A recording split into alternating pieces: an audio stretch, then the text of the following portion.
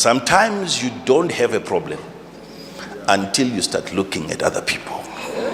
If you've got no school fees for your child, and your child is at home, and that stresses you, the reason why you're stressed is not because your child is not going to school. The reason why you're stressed is because other people's children are going. Welcome to Faith Surge channel. Kindly like, share, and subscribe. Shalom. There is no power, no force, no demon, no devil, no human being that have the capacity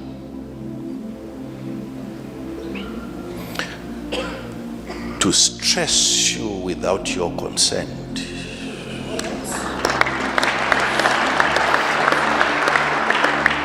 No matter what they do, no matter what they say, you still have to agree with them.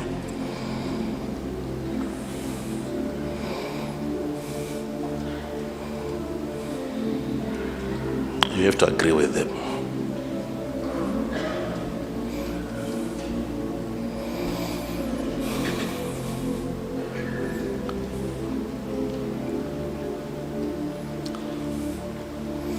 If you've got no school fees for your child,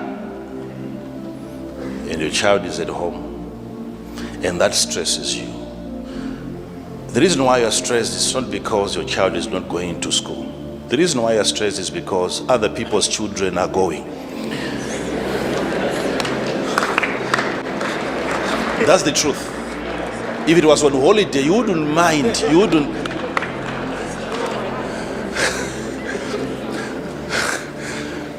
Remember, hundreds of years ago, there were no schools, and our parents were never worried.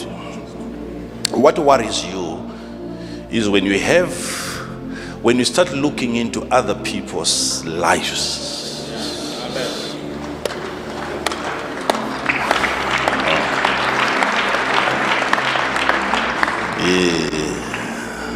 Sometimes you don't have a problem until you start looking at other people. So your definition of life is borrowed. It's coming from other people, what you see, what you look at.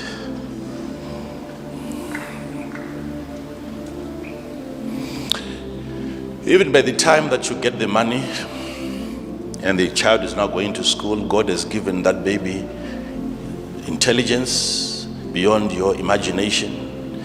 You think the child is at your level. No, you're different. It's easy for him to cope up. Very soon he's going to be ahead of the rest of his peers.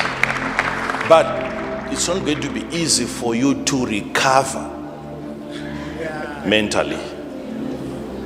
It's easy for him to recover, but it's not going to be easy for you to recover from the stress, from the depression that you developed whilst you were so stranded looking for money.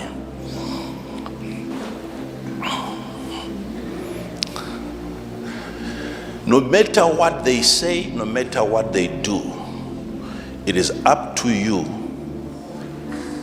to decide, should I be angry? Should I not?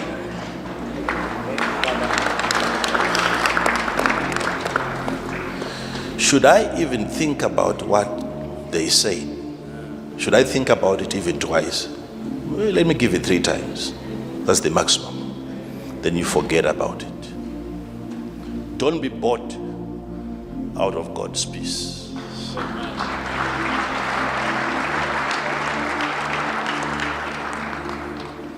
Protect that peace at all costs.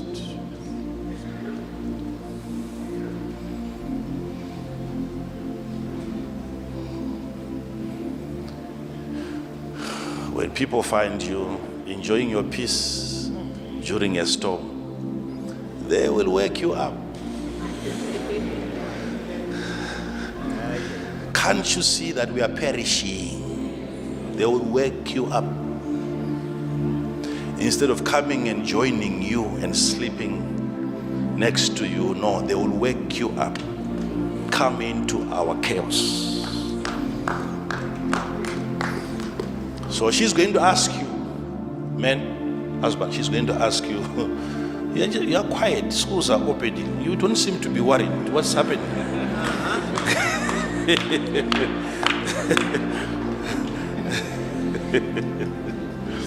She's going to ask you. It's an invitation into the storm. You can't be sleeping at this time of the month. Schools are opening. What are you thinking about this? What's your plan?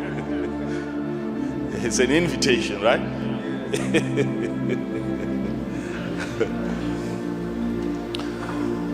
No matter what is happening, you know, like Paul and Silas, you know the story, they were in jail and they were singing. Even Peter was in prison knowing that I'm going to be executed the next day, yet he went to sleep. He went to sleep knowing tomorrow I'm dying. He went to sleep. And the angel of the Lord came and delivered him, not whilst he was praying, whilst he was asleep.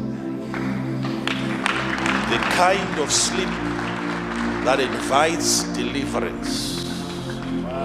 It's not a prayer, it's not a fast, it's a sleep that attracts angels to come and deliver you. Acts 12:6.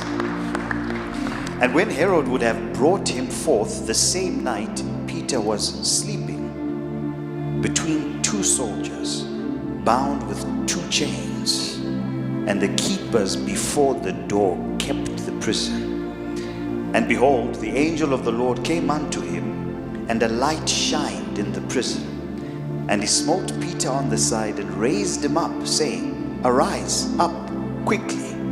And his chains fell off from his hands. You see that? Was he praying?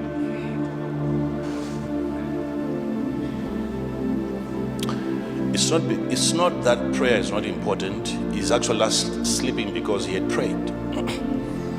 It's the peace that you find after prayer. It's the sleep that you find after prayer. It is the joy that you find not after you get a raise. It's the joy that comes from prayer. Having told God your situation, you find rest.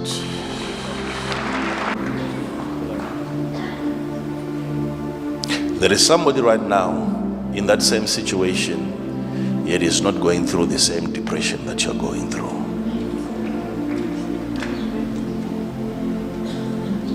It means somehow they were made for it. They braced for it. They exercised themselves against that situation. And when it happened, they were ready for it. Are you following me? Yes. So next time something happens and the enemy is trying to steal your joy, your peace, your happiness, and your rest, take a moment and consider what I'm teaching you now.